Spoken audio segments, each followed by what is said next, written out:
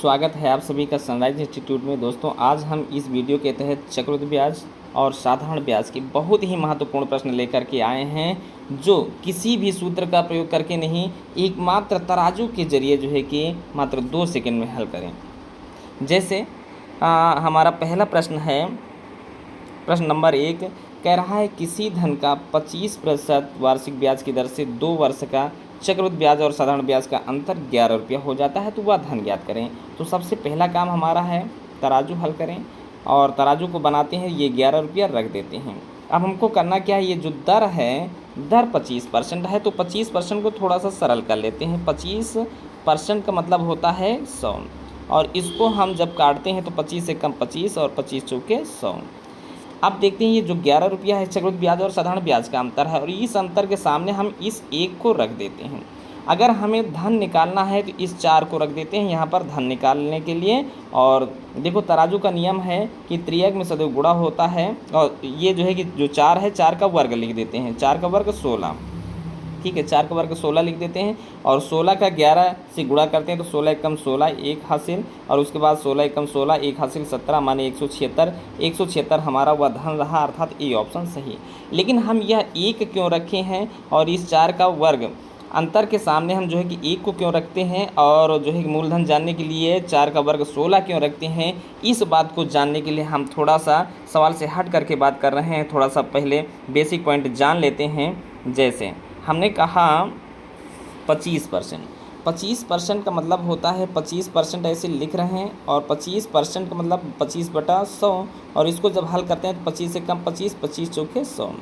अब हम वो 1 और 16 क्यों रखते हैं इसके बारे में जानना चाह रहे हैं। तो जो ये भाई समय अगर 2 वर्ष है, तो ये जो नीचे वाली संख्या है इसका वर्ग कर लेते हैं 16।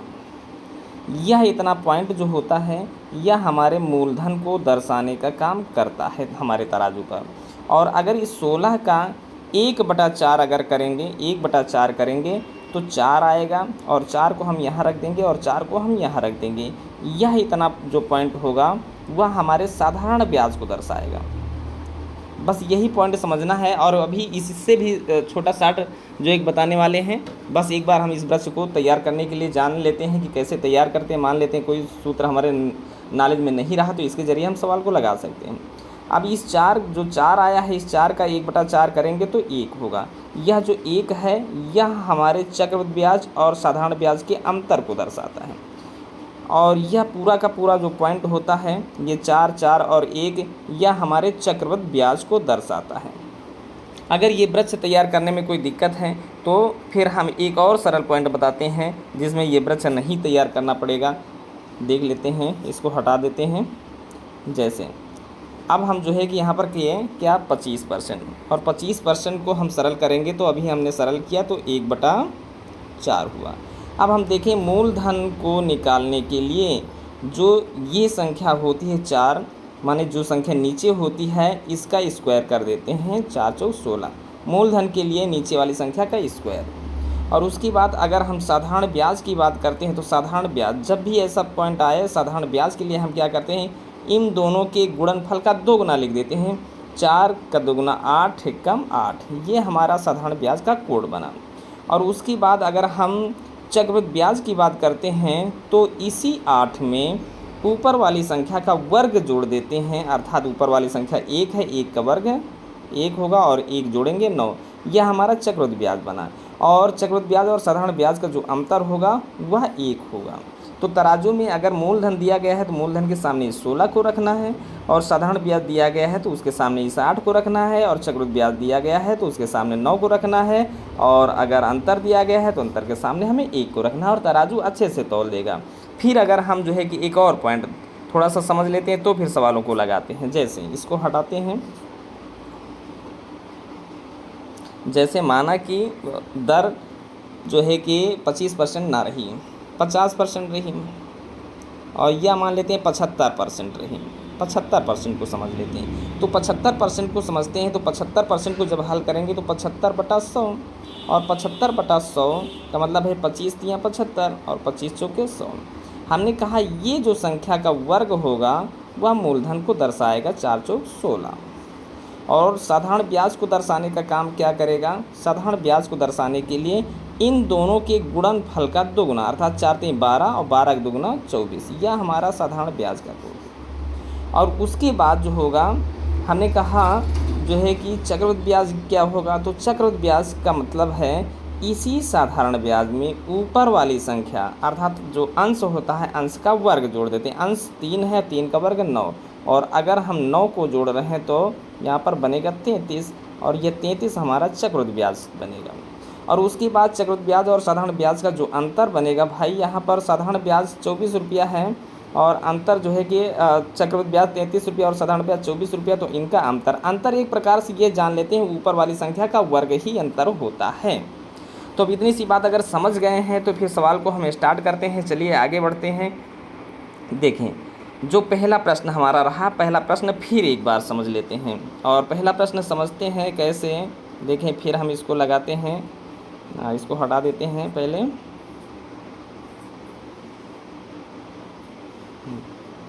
हाँ, चलिए अब लगाते हैं। देखो, हमने कहा तराजू बना, और तराजू बना तो ये अंतर को रख दिए 11 रुपये का अंतर है तो 11 को रख दिए, और 25% को जब हल किए तो 1/4 हुआ। और हमने कहा क्या, अंतर के सामने सदैव ऊपर वाली संख्या का वर्ग ही लिखना है, अर्थात 1 लिखेंगे। और मूलधन को जानने के लिए नीचे वाली संख्या का वर्ग लिख देना है 16, और इनका गुणनफल 176 होगा। यही तुम्हारा जवाब है। अगर जो है कि समझ में आया है तो नेक्स्ट प्रश्न हल करते हैं। प्रश्न नंबर 3 है। प्रश्न नंबर 3 कह रहा है, तराजू बना के पहले तैयार कर लें। 1008 रुपया है, और 1008 रुपये के बारे में जानते हैं 1008 रुपया है क्या। तो यह जो 1008 रुपया है चक्रवृद्धि ब्याज और साधारण ब्याज का अंतर है, तो इसके सामने अंतर का कोड रखना है। अब अंतर कैसे बनेगा, हमने कहा 75% को जब अभी हम हल किए हैं, 75/100 को जब हल किए तो 25 × 75 और 25 × 4 100। हमने कहा अंतर के सामने ऊपर वाली संख्या का वर्ग लिखना है। और कह रहा हूँ वह धन ज्ञात को, माना कि वह धन नहीं साधारण ब्याज ज्ञात करना हो, तो साधारण ब्याज का मतलब है इन दोनों के गुणनफल का दोगुना। और अगर कहे चक्रवृद्धि ब्याज ज्ञात करना है तो इन दोनों के गुणनफल के दुगुने में यही जो है कि 9 जोड़ देते हैं। लेकिन फिलहाल हमें यहाँ पर धन ज्ञात करना है, और धन ज्ञात करने के लिए इसका वर्ग माने 16 लिख देते हैं। अब तराजू का नियम है कि सामने वाली संख्या को काटती है। 9 एकम 9 बचा 1 हो गया 10, 9 एकम 9 बचा क्या 18 हो गया, 9 दूनी 18। और त्रियक में सदैव गुणा होता है, और त्रियक में गुणा होगा 16 का 112 से, तो 16 दूना 32 होगा।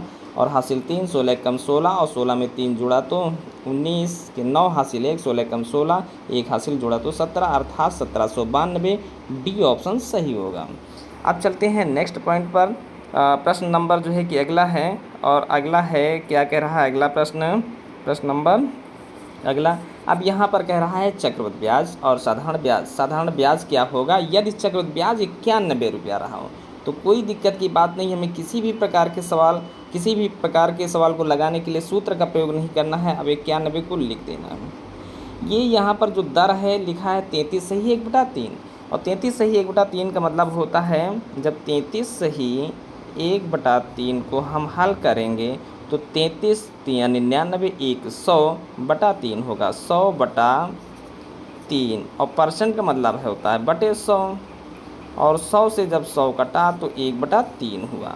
अब 1/3 हुआ, हमने कहा ये चक्रवृद्धि, ये जो 91 है चक्रवृद्धि ब्याज का कोड है। और चक्रवृद्धि ब्याज का कोड क्या होता है, इनके गुणनफल के दुगुने में, अर्थात 3 एकम 3 का दुगुना 6 है ना, और इसके दुगुने में ऊपर वाली संख्या का वर्ग जोड़ देते हैं। ऊपर वाली संख्या अर्थात 1 का वर्ग होगा 1, और इन दोनों को जोड़ेंगे तो 7 होगा। चक्रवृद्धि ब्याज के सामने रख देते हैं। अब साधारण ब्याज निकालना है। साधारण ब्याज निकालना है तो हमको करना क्या है, देख लेते हैं। साधारण ब्याज निकालने के लिए ये साधारण ब्याज है, एक सेकेंड भाई, ये साधारण ब्याज निकालना है। और साधारण ब्याज निकालने के लिए क्या करते हैं, नीचे वाली संख्या और ऊपर वाली संख्या 3 और 1 के गुणनफल का दुगुना, अर्थात 3 एकम 3 का दुगुना 6, और यही 6 रख देते हैं। हमारा साधारण ब्याज हमारे सामने होगा। 13 से इसको काटेंगे, और जो है कि 7 से इसको काटेंगे तो 13 होगा, और उसके बाद त्रियक में गुणा होगा तो 13 छंग 78, अर्थात बी ऑप्शन सही होगा। नेक्स्ट प्रश्न देखते हैं। प्रश्न नंबर है अगला, और इसमें लिखा है कि किसी धन का 50/3% वार्षिक ब्याज की दर से 2 वर्ष का साधारण ब्याज 1200 रुपया होता है, तो इसी दर से 2 वर्ष का चक्रवृद्धि ब्याज कितना रुपया होगा। तो कोई दिक्कत की बात नहीं, तराजू हमारा तैयार है बन करके। 1200 रुपया रख देते हैं और अब देखते हैं दर को। दर को सरल करते हैं। दर लिखा है 50/3, है ना। 50/3% माने बटा होता है 100, और जब इसको काटेंगे 50 से कम 50, 50 दूना 100, तो हुआ क्या 1/6, और 1/6 हुआ।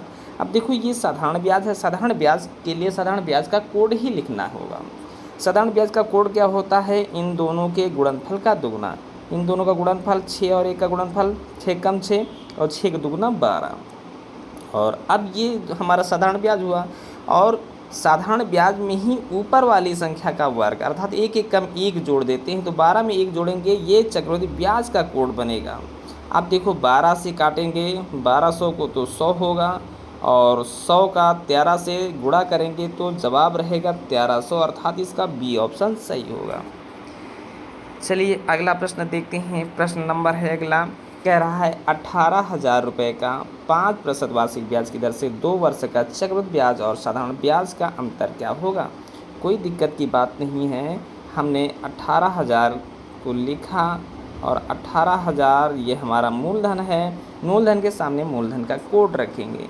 मूलधन का कोड कैसे बनेगा, 5/100, तो 5 1 कम 5, 5 20 100।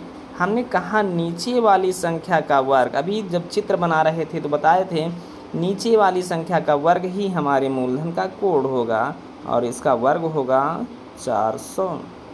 अब हमने कहा चक्रवृद्धि ब्याज और साधारण ब्याज का अंतर बताएं, और अंतर ऊपर वाली संख्या का वर्ग, अर्थात ऊपर 1 ही है, 1 का वर्ग 1 ही होगा। और अब सामने वाली संख्या काटते हैं, 00 से 00 कटे, 4 से काटेंगे तो 45 होगा, और 45 का जब त्रियक में 1 से गुणा करेंगे तो 45 ही होगा, अर्थात हमारा ई ऑप्शन सही होगा।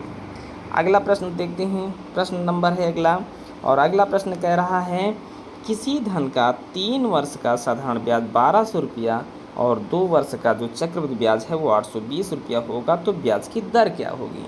तो कोई दिक्कत की बात नहीं। हम जब तराजू बनाने के लिए जो सब चित्र समझा रहे थे तब हम ऐसा चित्र बनाए थे, और यहाँ वाली जो संख्या है, ये जो संख्या है मूलधन को दर्शाती थी, लेकिन ये जो संख्या है ये वाली और ये वाली और ये वाली, कहने का मतलब है ये और ये और ये तीनों मिल करके साधारण ब्याज का कोड बनेंगे।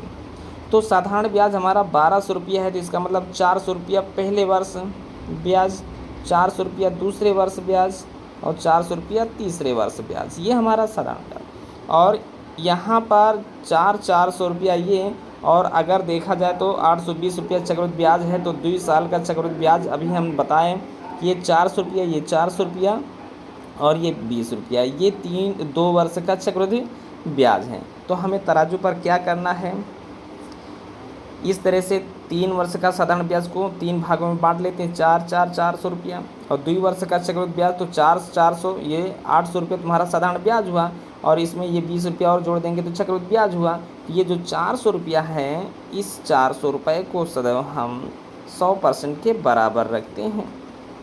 और ये जो 20 रुपया है, इसके बारे में जान लेते हैं कि 20 रुपया है कितने परसेंट, वही हमारा परसेंटेज दर बनेगा। और 00 से 00 को काटते हैं, जब 4 से 20 को काटेंगे तो 4 पंचे 20, अर्थात 5% की दर, यानी डी ऑप्शन हमारा सही होगा। नेक्स्ट प्रश्न है प्रश्न नंबर 9, और प्रश्न नंबर 9 कहता है कि किसी धन का 2 वर्ष का चक्रवृद्धि ब्याज और साधारण ब्याज का अंतर 93 रुपया है। यदि ब्याज की दर 4% रही हो तो वह धन क्या होगा। तो कोई दिक्कत की बात नहीं है, 93 को हम इस तरह से रख देते हैं। अब ये देखते हैं चक्रवृद्धि ब्याज और साधारण ब्याज का अंतर है, तो अंतर के लिए अंतर का कोड और कोड यहाँ से हमें मिल जाएंगे। 4/100 करेंगे तो 4 1 कम 4, 4 25 100।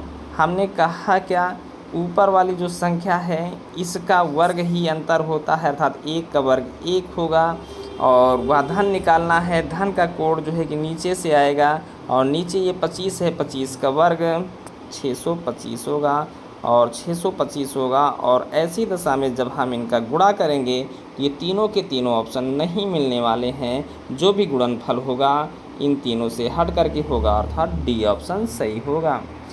अगर ये सवाल समझ में आए हैं तो लास्ट सवाल है, कह रहा है 15,000 रुपये का 8% वार्षिक ब्याज की दर से 2 वर्ष का चक्रवृद्धि ब्याज क्या होगा। इस प्रश्न का आंसर आप सभी को कमेंट बॉक्स में देना होगा। और ऐसे ही बहुत सारे जो है कि सवालों को हल करने के लिए यदि आप हमारे चैनल पर नए हैं तो प्लीज़ सब्सक्राइब करें और अपने मित्रों को भी ये वीडियो भेजें ताकि वो भी इस वीडियो का लाभ उठा सकें।